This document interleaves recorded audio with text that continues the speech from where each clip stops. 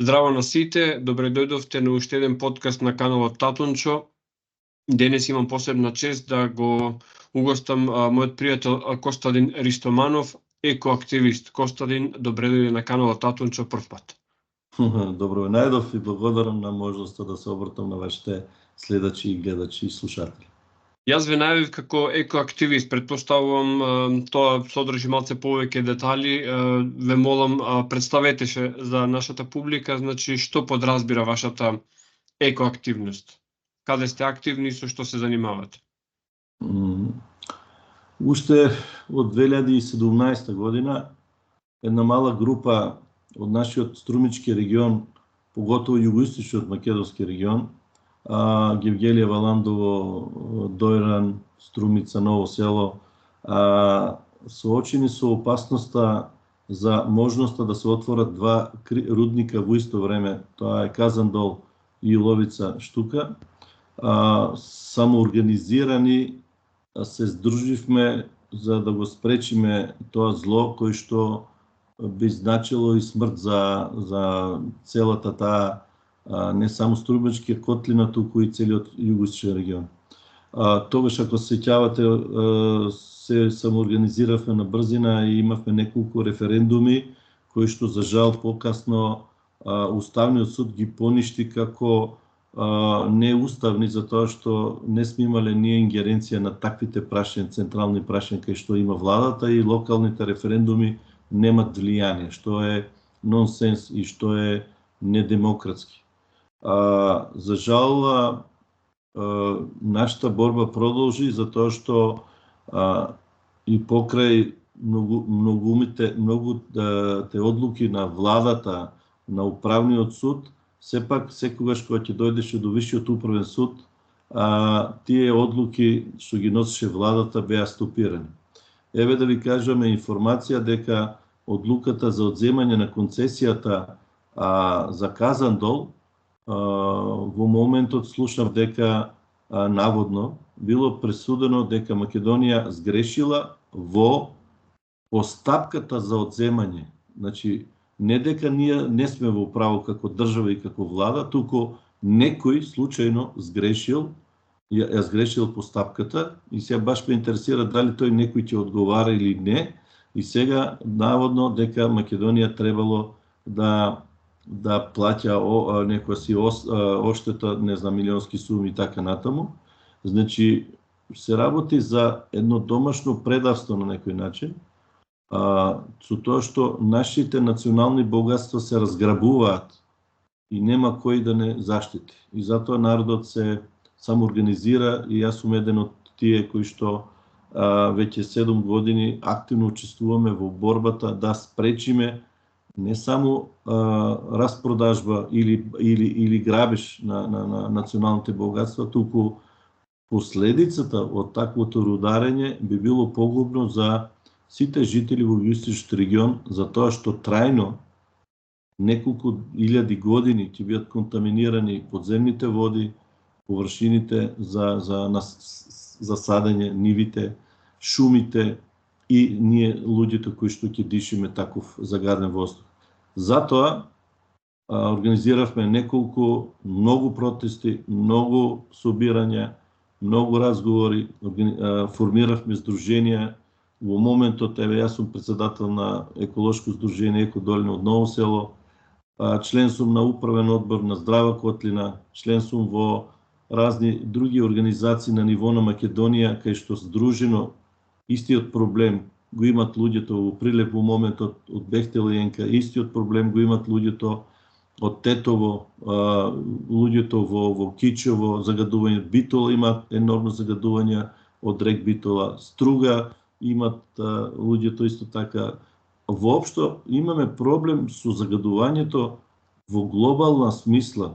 Ниту ние се грижиме за заштита и чување на тоа што природата ни го дала, да го оставиме за идните генерации, ниту како држава се грижиме организирано да се справуваме со отпадите што ги ствараме, и затоа на некој начин оние кои што решиле своето слободно време да го потрошат за општо добро, се солидаризиравме сите, едноставно мораме да дадеме, да дигнеме глас и да го стопираме таквото самоуништување на некој начин. Вие доаѓате од еден дел на Македонија каде што додека разговаравме надвор од снимањето, зборувате дека е котлината која што ја храни Македонија, и јас би додал на тоа е котлината која што извезуваше до Словенија порано во поранешната држава, што значи потенцијалот за произведување на храна таму е огромен, а од друга страна имаме можност за отварање на рудници кои што првин ќе го стопираат овој процес на производство на здрава храна, од друга страна кои се добивките кои што евентуално би ги имале заедницата, дали тоа како вработување, дали тоа како профит или било што, значи овие два рудници кои што вие ги спомнавте, Иловица Штука и Казандол, можеби треба да ги анализираме во пакет или пак да зборуваме за нив посебно, значи што носат со себе и колкава е, да речеме, соодносот корист-штета. Низ годините што поминаа, ние имавме прилика неколку пати да се соочиме со представниците на инвеститорите.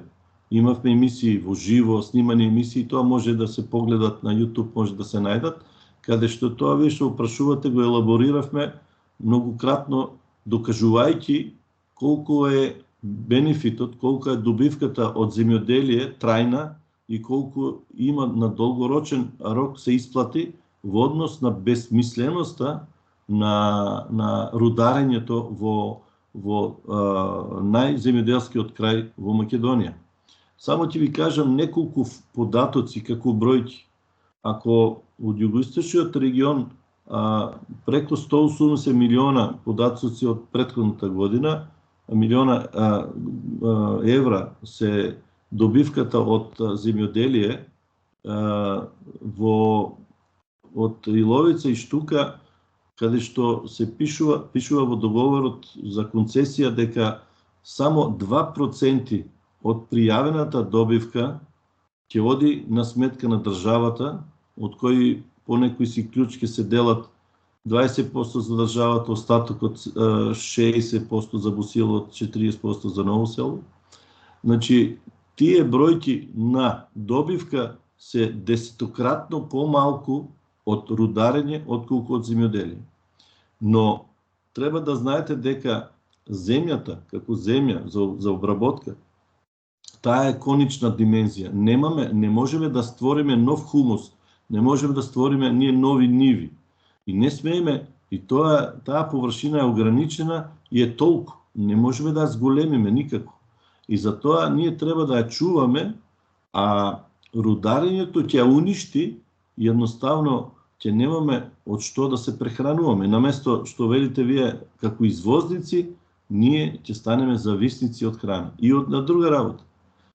Замислете кој ќе купува домати, струмички домати, струмички кикирики или не знам што од струмица, која ќе има, например, ако има некој пат рудник, и кој ќе ризикува да купи таков производ кој што е потенцијално веќе загаден. Значи ќе се уништи и брендот. Трета работа кој што ќе влијае многу на условите во кои што ќе се живее и дали опште некој може да живее, таа безнадежност, каде што секојдневно ќе се минира 24 часа, ќе ги натера околните села да се иселат, бидејќи тоа е најверојатно и планирано така како што ние имаме информација од проектите за рудници. Треба се иселат неколку села околу, да бидат жртви, да ги иселат луѓето буквално, и затоа и студијата која што треба да објасни на луѓето што ќе се случува во наредните 22-3 години таму, замислете, е се уште државна тајна. Значи беше прогласена за државна тајна во парламентот во Македонија најтранспарентниот документ кој што според Архуската конвенција треба да биде достапен на сите. Нашите политичари го забранија, не дозволија народот да дознае ни дадоа само една мала скратена варијанта од 35 страни, едно нетехничко резиме, кој што и како е доволно да разбереме за каква катастрофа ни се спрема и колку ние ќе треба да бидеме загрижени ако такво нешто се случува. Значи, се работи за еден криминал, за еден геноцидна намера, така да ние имавме таа и среќа што на време реагиравме, кој што успеавме до сега да го стопираме, но притисоците од западните држави, каде што доаѓаат таквите предаторски компании, јас ќе ги наречам, каде што они нас не третираат како колонијална земја, како рударска колонија, како место каде што ќе се депонира нивниот отпад.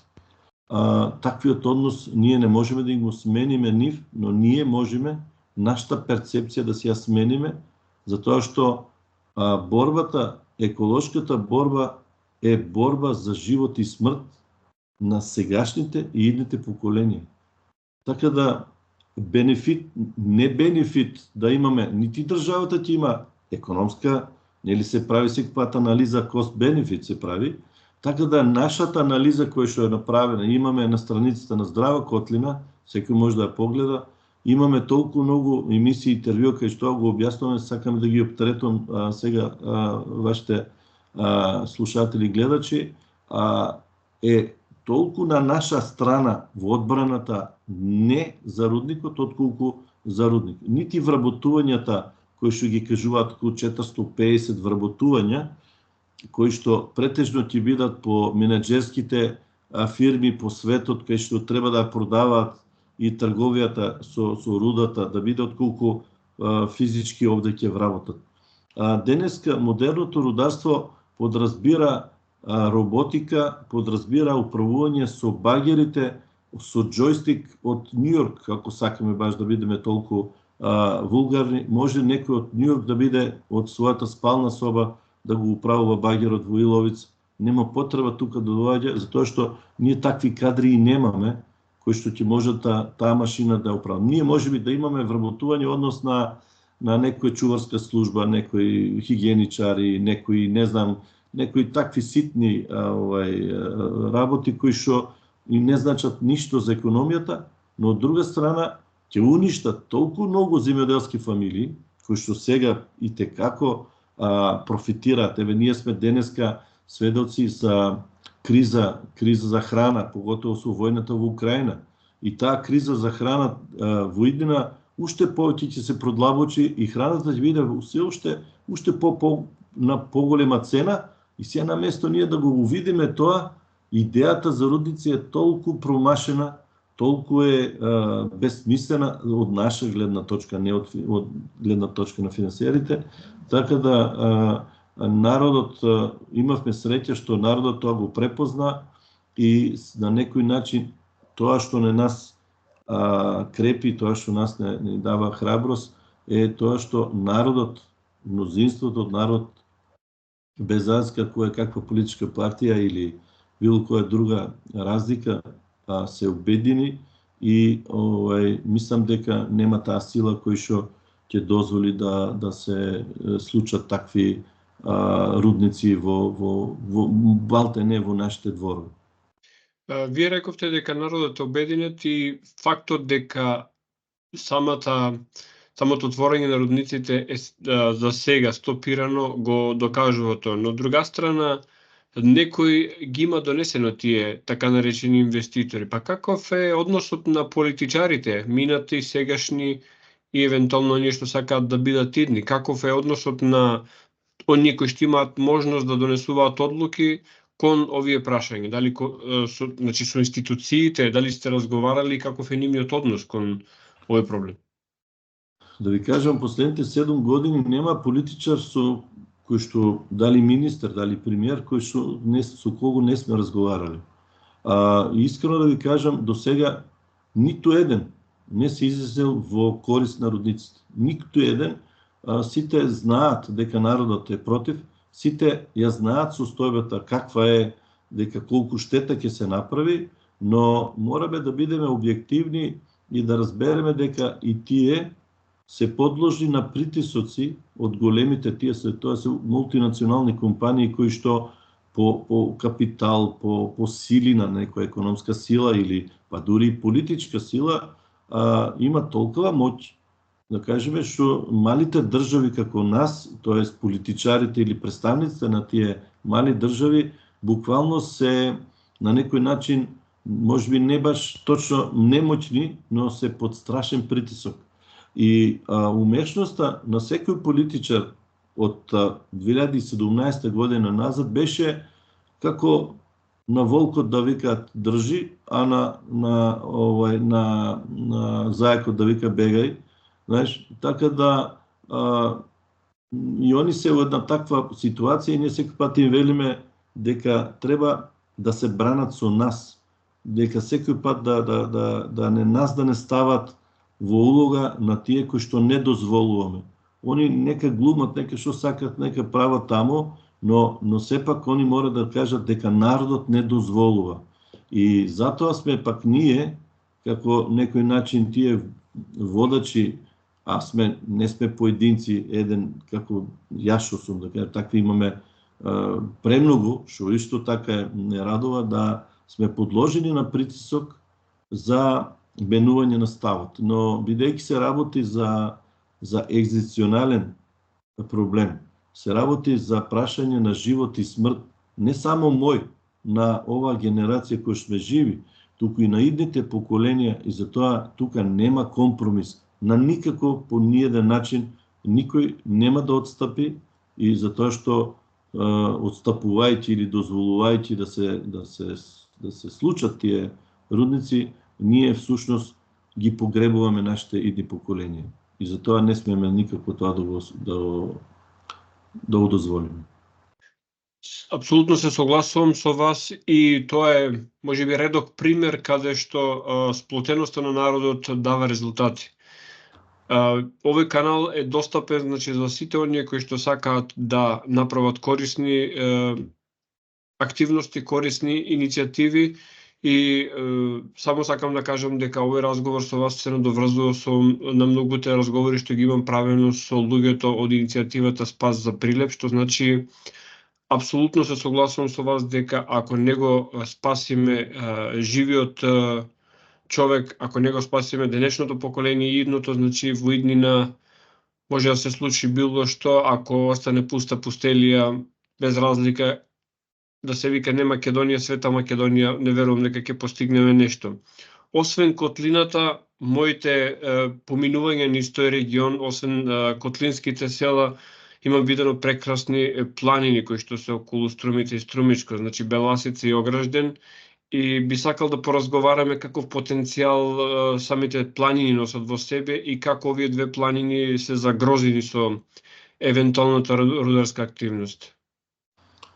Па најпрво да ви кажам за тие што не знаат дека локацијата на потенцијалниот рудник Иловица Штука се наоѓа на падините на Огражден, едно централна позиција во Струмичката котлина, и според симулациите ние што ги правевме, а и тоа што го беше ни достапно од проектите на самиот концесионер, всушност загадувањето би било толку големо што свеќе спомнав неколкуте села околу Штука, Иловица, Турново, Секирник, Радово, тие ќе треба се иселат првата година малте не. Тоа е една толку опасна акција која што треба некој да ја изведе, прашање и тоа како би било, затоа што според проектите планирано е да се направи, ако сте били веќе спомнавте, сите се сеќаваме на рударското окно кај Бучим, и се замислите си едно такво окно, ама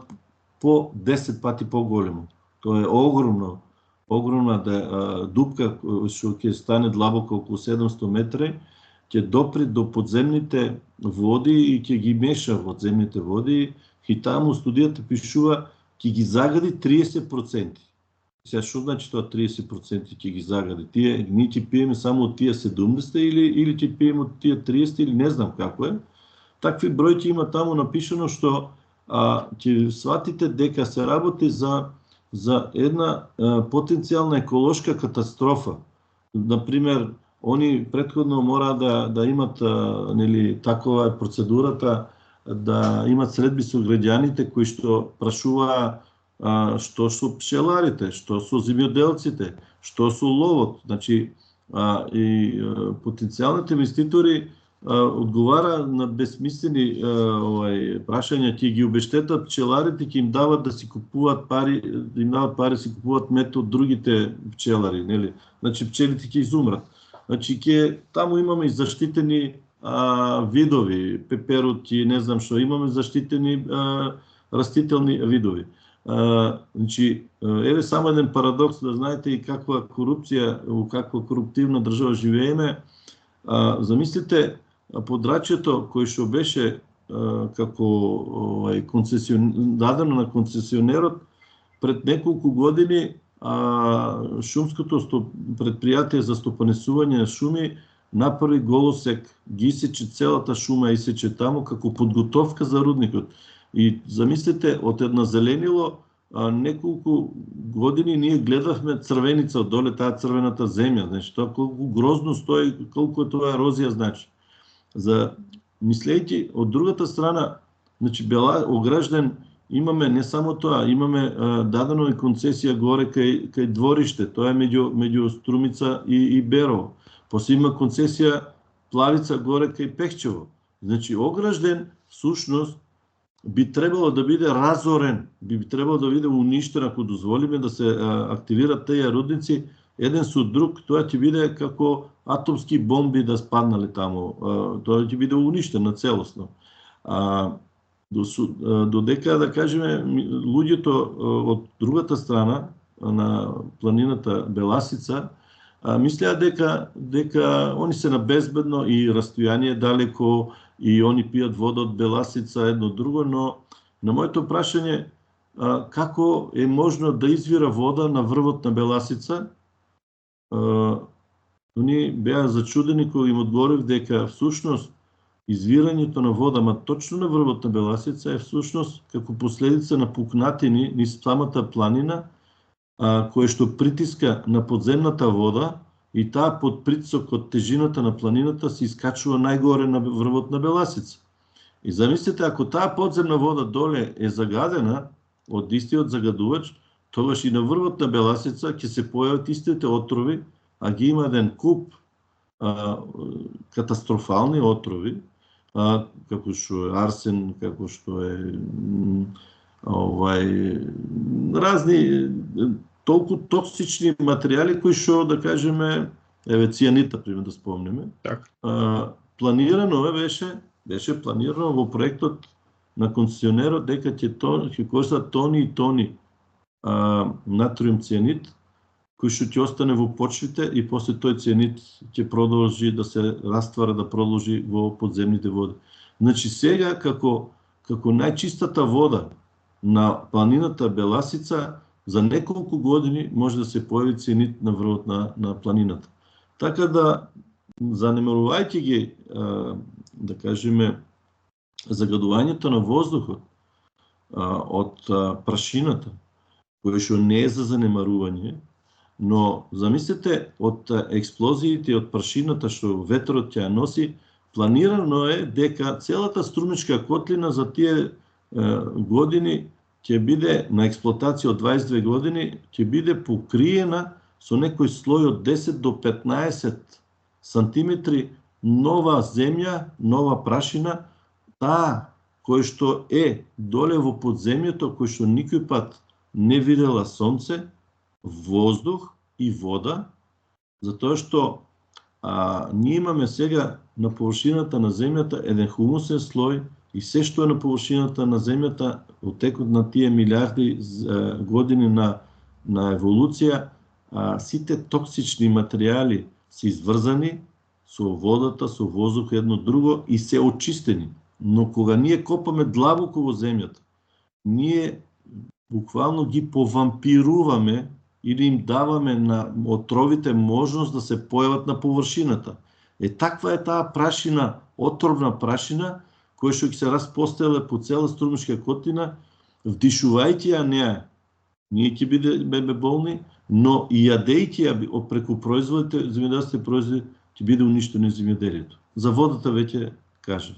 Така да, јас сакав овде на оваа емисија да им свртам внимание на вашите гледачи и мои суграѓани и жители на Македонија да обратиме повеќе внимание на денешницата, тоа што ни се случува денес и да планираме да си ја зачуваме нашата и татковина, но пред се татковина значи од татко ми што е добиено до мене, од татковците што ни оставиле, а тоа е земјата, тоа е водата, тоа се шумите, тоа е природата, треба да ја зачуваме за идните поколенија, затоа што тоа е наша обврска, да им оставиме на идните поколенија подобри, дури ако можеме услови од кои што ние сега ги добивме. И најголемиот чин на патриотизам е всушност за борбата за зачувување на тие услови и подобрување на тие услови. Што ќе ни, еве се ние сме отруени од политика. Ние сме раскарани меѓу себе како еден народ на неколку политички партии и бранејќи ги нивните лидери, ние очи си вадиме еден со друг, а дишиме исти воздух, пиеме иста вода, јадеме иста храна и сите имаме едно име, живееме во една држава Македонија. Зошто ние да не се обединиме по тоа што сите тоа не тиште, истиот воздух го дишиме? Тука нема ни национална разлика, нема ни верска разлика, нема ништо, ние сме сите исти. До кога ние ќе се делиме, до кога ние едни меѓу себе ќе се напаѓаме, а не гледајќи дека всушност паѓаме во стапицата на некоја однапред осмислена добра пропагандна машинерија кој што намерно не бутка во тој правец на кавги и поделби, а не кон обединување. Нашата задача всушност не е само зачувување на природата, туку и обединување во постапката за зачувување. Тоа ни е, како мислам дека е главно. Иначе само да спомнам дека не е само борбата против отварање на рудници. Еве се имаме во Ново село спречување на едно страшно зло, отварање на една топилница на алуминиумски одливци и легури, каде што алуминиумски отпадоци од цел свет ќе бидат донесувани тука на топење и после на повторна обработка, кај што тоа подразбира на страшно отровна технологија. Истата фирма планира се забави со справување со отпад и ние ќе донесеме овде да се справуваме со белосветско ѓубре, да кажеме, со увоз на отпад и тука да се депонира, да се гори, да се не знам што да се прави, така да Европа секој пат ќе ги стимулира таквите проекти каде што ќе ги решава нивните проблеми, нивното ѓубре ние ќе треба да решаваме. Јас во една прилика на една европратеничка од Полски реков дека да не остават нас, ние сами ќе се справиме со нашето ѓубре, но да престанат да го праќат и нивното ѓубре кај нас, затоа што ние не можеме, прво треба си го решиме нашето ѓубре, а после нивното. Нема зошто ние, нека си го решават они нивното ѓубре. Ама за жал, нашите политичари таквите зборови не ги употребуваат, не ги користат во одбрана на своето население и затоа сме затрупани со такви проблеми. После, еве да ви кажам, денес имаше објава дека во Струмица воздухот е толку загаден што штипи на носот, не се диши. Замислите 3 октомври, кога грејната сезона не е почната, кога температурата беше 30 степена денеска под сенка, ние имаме загадување, енормно загадување во Струмица. Што се гори? Зошто не се прашува никој? Што се гори? Од каде такво аерозагадување? Знаеме дека респираторните болести се меѓу најголемите причинители за смртност. После, еве Струмица денеска нема вода за пиење. Денеска во 21 век Струмица имаше и се уште има најсофистицирана опрема за прочистување на водата. Француска технологија со озонирање, со насцентен кислород се прочистува водата бактериолошки и така натаму. Но џабе е таа технологија кога нема двете акумулации Турија и Водоча се пресушени. И се замислете повторно ќе се врзам на рударското лоби кој што тврдеа дека ако има рудник во Иловица, они ќе ја користат истата акумулација Турија за нивниот технолошки процес и тоа треба некаде околу два пати акумулацијата колку што околу 50 милиона кубни метри да ја искористат во годината. Што ќе денеска кога немаме таков капацитет, Струмица денес пијат вода од канистри и носат вода како на бегалци или како некоја војна зона. Што ако се случи да имаме рудник во наша близина кој што ќе троши водата. Така да ние не сме свесни во каква страшна ситуација се наоѓаме, колку се сечи шумата, колку малку се пошумува, колку е загадена земјоделските површини, колку малку се грижим за чувување на водните ресурси. Воопшто, ние, како загадувањето, нити политичарите, нити кај народот таквите теми воопшто не се ни теми за разговор. Така да, тоа е најголемата опасност која што ние не ни гледаме и не дискутираме и не имаме никој да ја решава. И затоа благодарност уште еднаш до вас како медиум кој што еве преку вас ќе пласираме таа вистина која што треба се освестиме. Името ние секој пат можеби да го вратиме. Еве на крај крајева зошто мене ќе ме секира некој како ќе ме нарекува. Ние не можеме, јас имам име Костадин, мене ме викаат по разни имиња, некој ме вика Коста, некој ме вика Коки, некој ме вика Константин, некој ме вика Идине. Тоа е избор на секој кој како сака да ме нарекува, но јас знам како ми е моето име и моето име никој не може да ми го земе, да ми одземе, тоа е дадено. Но замислете ако ни ја одземат водата, замислете ако немаме воздух, ако немаме почви, тогаш населението ќе умре или ќе се исели, нема да имаме, ќе имаме територија, но нема да имаме луѓе. Тогаш зошто ние фокусираме толку на името? Дали не е тоа дел од пропагандната машинерија кој што не дефокусира од реалните вистински проблеми? Силувањето. Зошто е силувањето? И така натаму. Јас го имам сличното чувство како вас дека некои работи намерно се прават за да го иритираат сентиментот на луѓето за да се дефокусира од вистинските проблеми. Би сакал да се надоврзам на оваа фабриката која што рековте дека ќе се отвара топилницата. Многумина не знаат дека алуминиумот како таков е еден од најтоксичните метали кои што постојат, еден од главните причинители, ако не и единствениот причинител на Алцхаймер.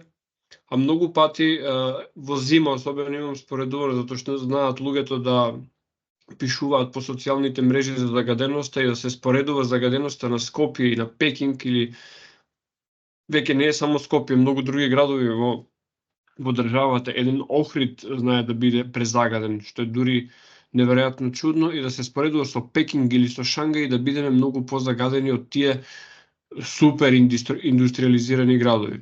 Другата работа која што очигледно некако не кореспондира со оно што велиме сакаме да одиме во Европска унија, а Европска унија имаме на границите. Тоа сакам да ве прашам, вие живеете буквално на граница каде што се граничите и со Бугарија и одоздолу со Грција, па каков е односот непосредно таму каде што се граничи со овие две држави? Како тие се однесуваат кон планината каде што граничат, на водите со кои што малте не ги споделуваме тука преку планината? Каков е нивниот однос? Дали на ист начин ги распродаваат или имаат поинаков однос?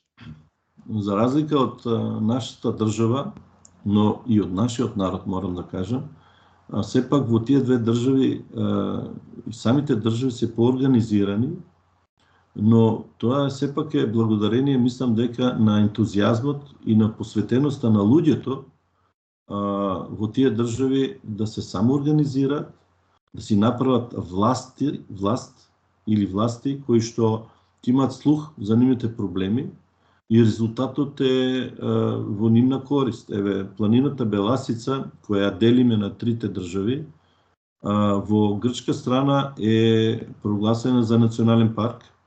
Во бугарската страна е прогласена за некакво си заштитено подрачје на природата, не знам точната дефиниција, но сепак е заштитена, но само нашиот дел од Беласица не е воопште заштитен. И таму се случува невиден масакр на шумата.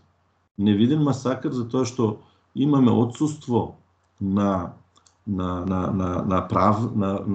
спроведување на правдата, отсуство на спроведување на законите, и таму се случува секојдневни такви кражби, се случува такво непланско дивење и сечење на шумите, што буквално тие што одат, јас сум еден од тие кои што одат во шумата, буквално знаејќи каква е била, и после една недела се одиш и гледаш, едноставно таму беше толку темно што беше како Шварцвалд. Имав јас малку пред известно време можност да шетам низ Шварцвалд, царната шума, нели? Така да во некои места во Беласица баш буквално такво беше чувството темно, кога не се гледаше небото од големите дрвја и така натаму. За жал, сега не само небото се гледа се, бидејќи у некои места се толку оголени, кај што се оставени гранките да се сушат и да станат предизвикувачи, потенцијален предизвикувач на пожари, што уште по-катастрофално. Гниењето на тие гранки ќе предизвикат разни болести, па ќе и таа шума што останала може да се разболи. Патеките низ Беласица ќе станат се веќе непроводни, така да едно такво дивење, не можам да кажам спроведување на законот, кој тоа е дивење вон законски, мораме ние сите да го спречиме.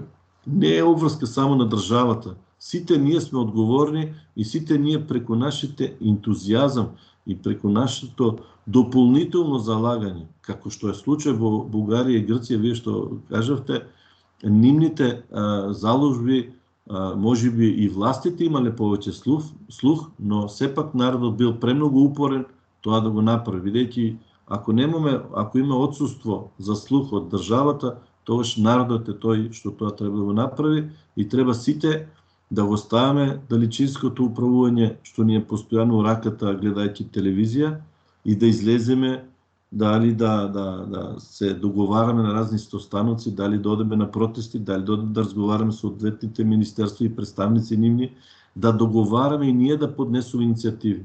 Не можеме ние, кај нас се добиено чувство дека доволно е на денот на гласањето за парламентарни избори или за локални избори, доволно е да гласаме и толку одговорноста ќе ја префрлиме на тие што ги изгласавме. Не.